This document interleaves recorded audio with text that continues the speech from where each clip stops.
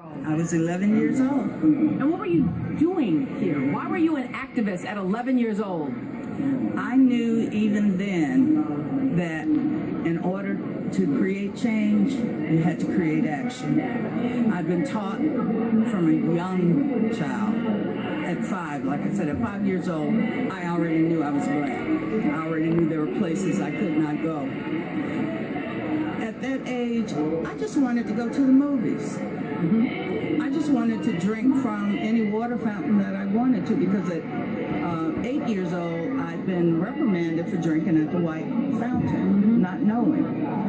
So it was a different time then, even though we were young, and I was 11, but there were also 8, 9, and 10-year-olds. We already knew that we wanted a change for ourselves and for future generations. So talk to me about the strategy of children. Children had been part of a Birmingham strategy. They became part of a Selma strategy. They were obviously part of the Little Rock Nine. I mean, children, so we talk about young people. Even Dr. King himself was quite young throughout the movement. But I'm talking about children. What were the strategies that you all were learning as very young kids about what to do in moments like this? We knew that our parents' jobs would be jeopardized if we were arrested and they linked us to them. So SNCC taught us. My brother is one of the founding Foote soldiers, Jerry Harrison, and he told me, if you're going to be involved in this, then I have to train you.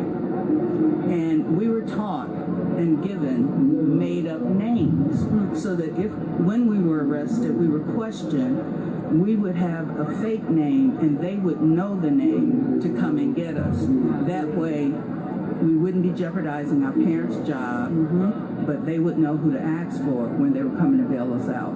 So part of what I love is that idea that there is deep strategy. Sometimes we talk about it as though it's a march, as though it just happened impromptu, as opposed to a long-term strategy. When you look at the current movement around Black Lives Matter, around Hands Up, Don't Shoot, around the ways in which young people are organizing now, do you feel a sense of solidarity? Do you see them following in the footsteps that you all created along those pathways?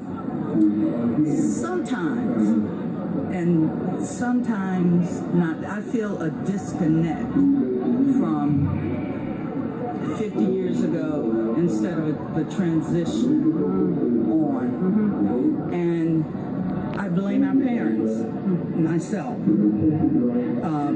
for not teaching, not bringing your children to Selma, to Montgomery, to Birmingham, Little Rock, not from a young age teaching what your people have gone through. Every culture knows its background, and I think that we should know too that it didn't start in Selma. There were steps. A lot of people died before Selma. It's one of my favorite things about this event is how many young people I have seen, like little people, how many parents have seen that it is important for their children to be here on this day.